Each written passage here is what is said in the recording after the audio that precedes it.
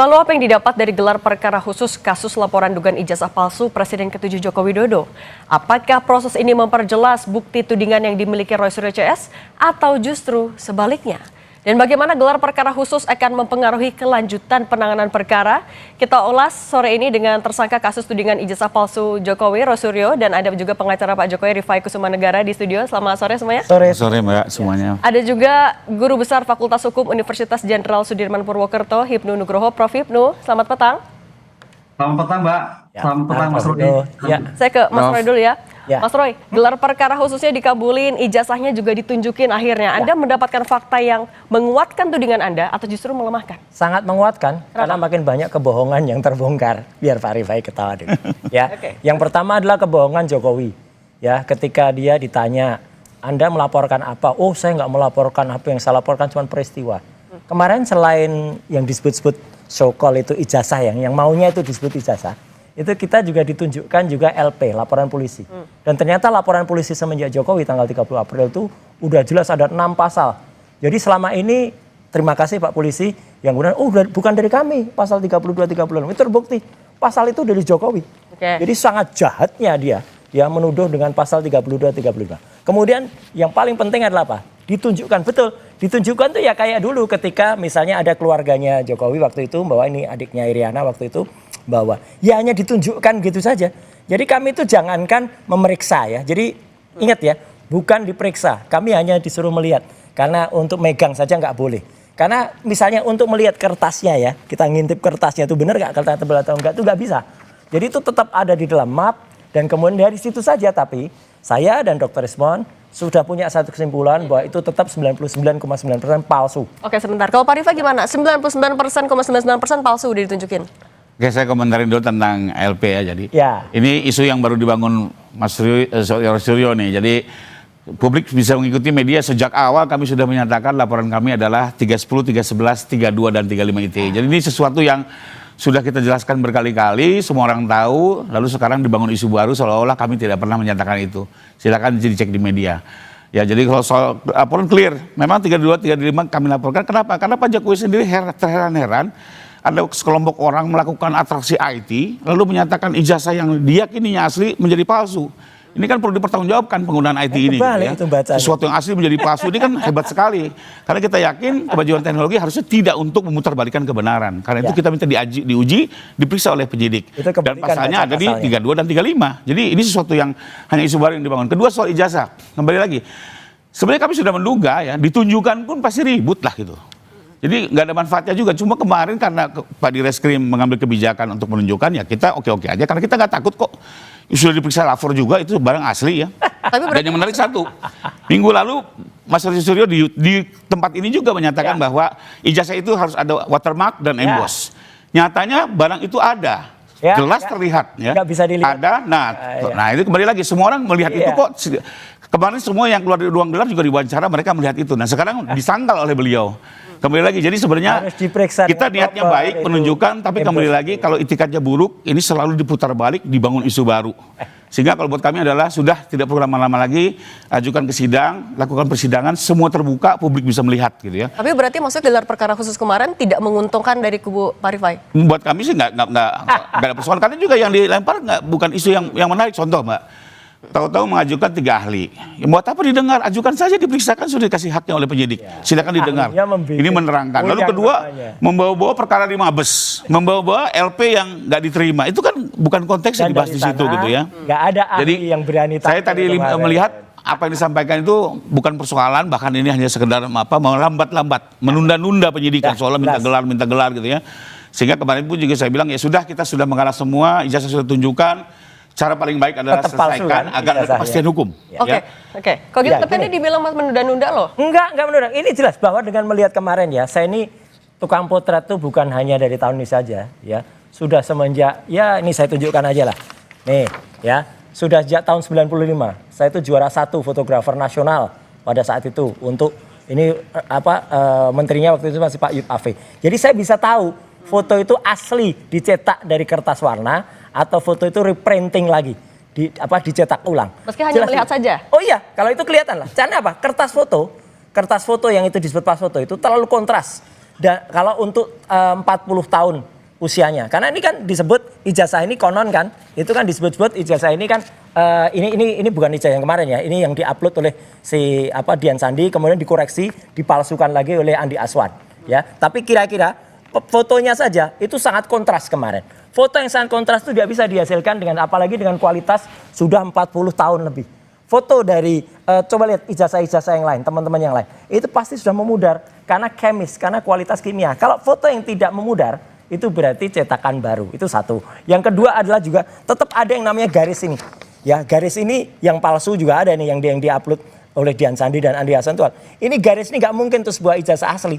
Karena itu adalah printing, reprinting, sekali lagi reprinting. Okay. Dan logo ini harusnya emas. Kalau orang UGM asli tahu logo ini harusnya warna emas, dan kalau sudah berusia di atas 10-15 tahun, lihat semua ijazah rata-rata kemudian blobor itu artinya koyak gitu ya, atau melebar. Ini enggak kemarin. Anda melihat ada kejanggalan di situ. Kalau gitu kita ke Prof Hipnu dulu, Prof Hipnu. Tapi sebenarnya ketika gelar perkara khusus itu dilakukan, kemudian ijazahnya ditunjukkan kepada tersangka dan juga kubu dari pengacara, maknanya apa? Seberapa signifikan ini untuk membantu kasus?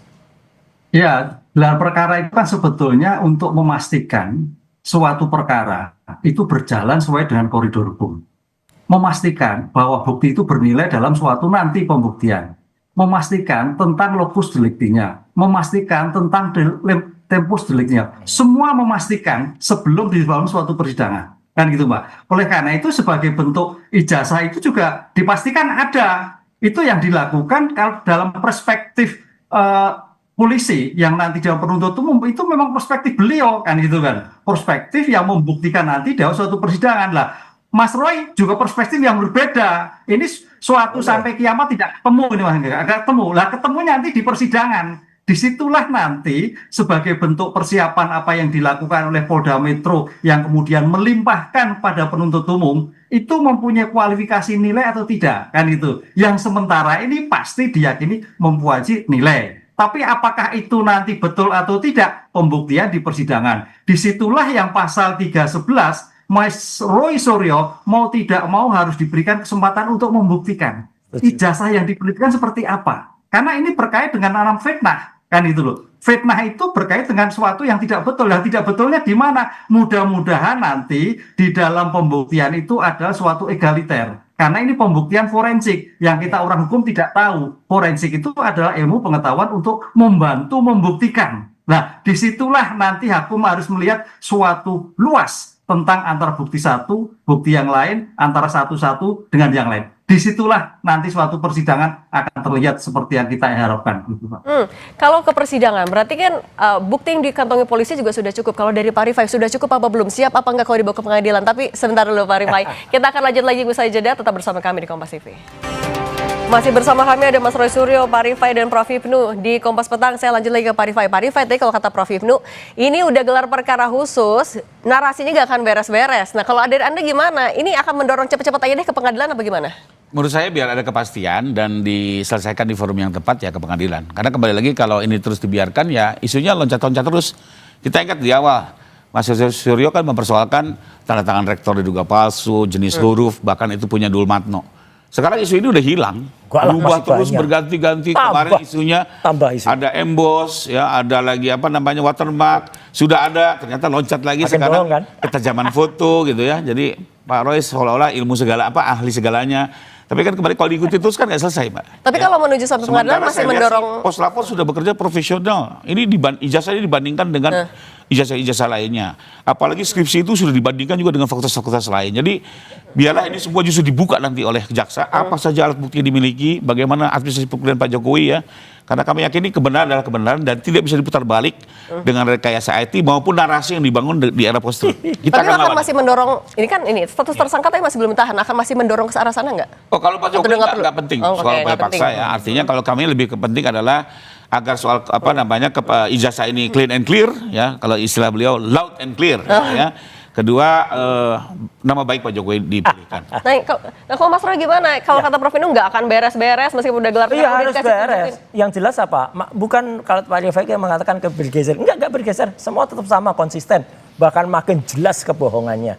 Ya udah jelas kemarin terungkap lagi pas fotonya ya gitu. Dan kemudian kalau orang mengatakan itu emboss kelihatan. Enggak. Embos itu harus diperiksa dengan misalnya diperiksa apakah dia benar-benar embos. Karena gini, kita sekarang sering lihat ada wallpaper misalnya, ada tegel, itu kelihatannya embos, tapi ternyata setelah dipegang dia rata. Itu karena apa? Karena permainan grafis. Nah itu kemarin juga bisa hanya permainan yakin grafis. di pengadilan nanti akan bisa dibuktikan kalau... Harus dibuktikan karena misalnya nanti harus kita boleh benar-benar memegang, merasakan, kemudian juga menerang dan harus bisa membalik. Kalau dibalik nanti akan kelihatan.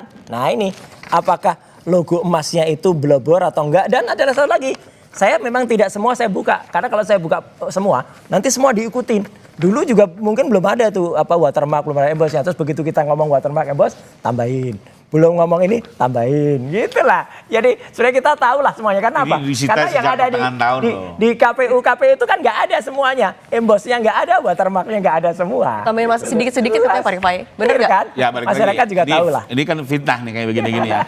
Kemarin sudah dijelaskan bahwa ini sudah disita sejak pertengahan tahun dan ada izin pengadilan. Ini juga menarik. Bagaimana mungkin tahu-tahu ini ditambah-tambah hanya gara-gara minggu kemarin beliau bicara itu. Ya mungkin teman-teman polisi bisa tahu sendiri lah. Mereka yang nyimpan ini menyita. Justru ini. Soal disita ini menarik polisi, Pak. Merekayasa nih. Disita tanggal 23 Juli.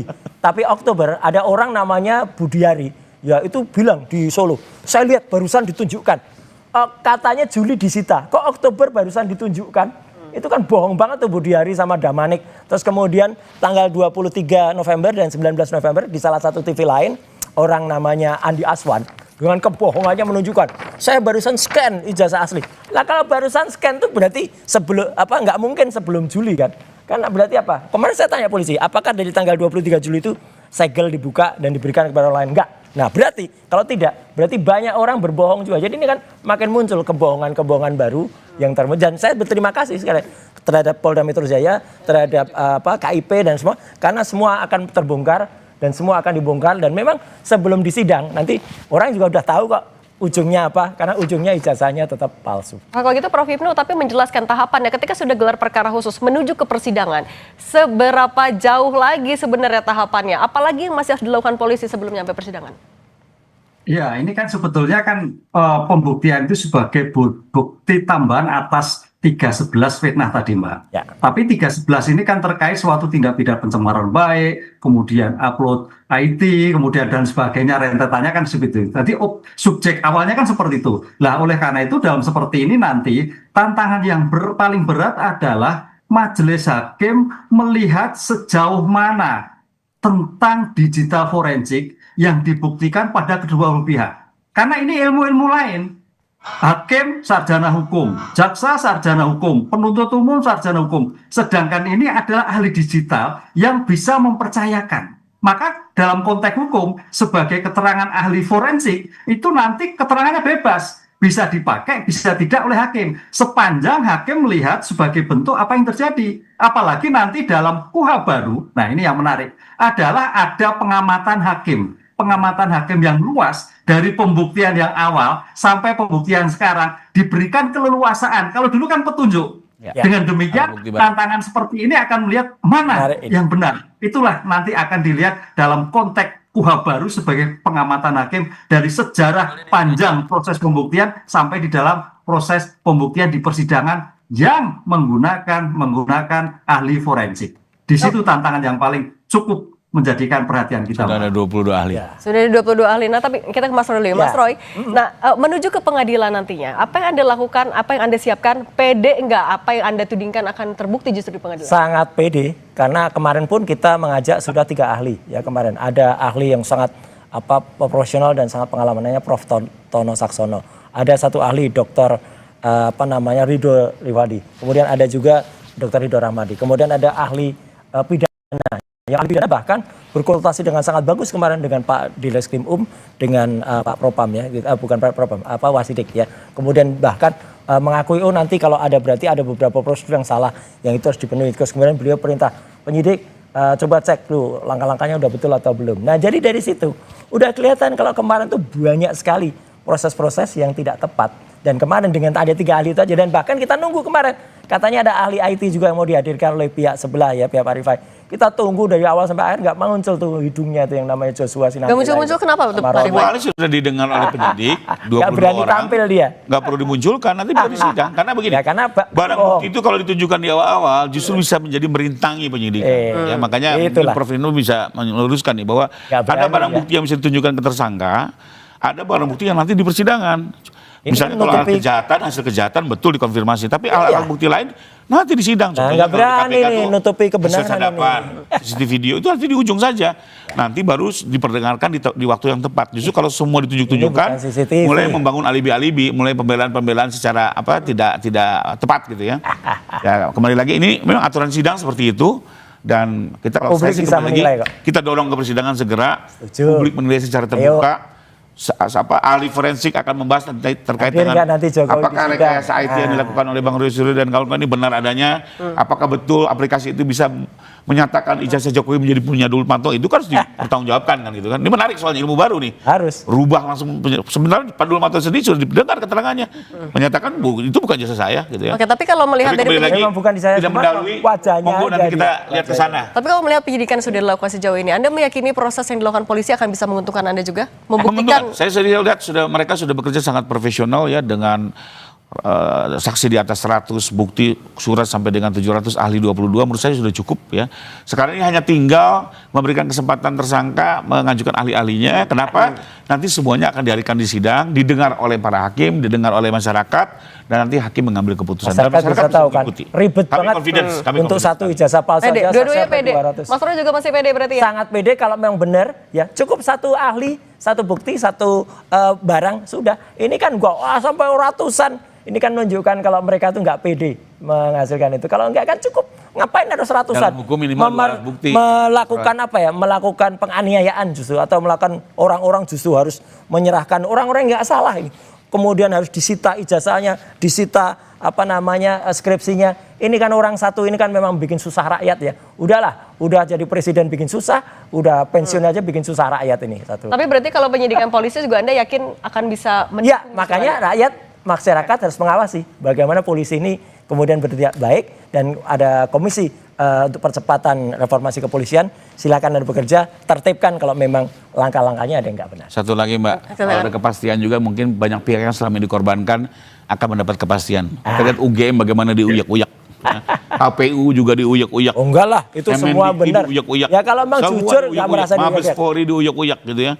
Nah, UGM justru kasihan. Mudah-mudahan kalau ini clean and clear, Dias Natalis tersebut juga nama baiknya akan 3 hari lagi. Jadi kita dukung untuk harusnya bangga punya mesin AI, tapi mesin AI-nya malah dibredel. Oke, clean and clear biar di persidangan ya nanti ya kita tunggu. Iya, kita tunggu itu ya. Oke, Pak Rifai Kusuma Negara, Mas Roy Suryo, Prof. Ibnu Nugroho, terima kasih sudah berbagi bersama kami. Terima kasih. Sehat selalu semuanya ya. Terima kasih Pak Rifai. Terima kasih Mbak Cindy.